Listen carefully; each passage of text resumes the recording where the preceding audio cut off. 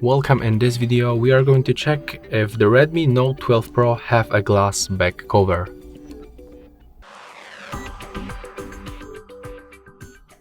Okay, so on my left that's the Redmi Note 12 Pro 5G, on the right that's normal Note 12, and when you just take a look on the back, as you can see, that's big difference. And when you touch the Redmi Note 12 Pro 5G, you can feel that it's made out of the glass, and it's also the same information on the official Redmi website.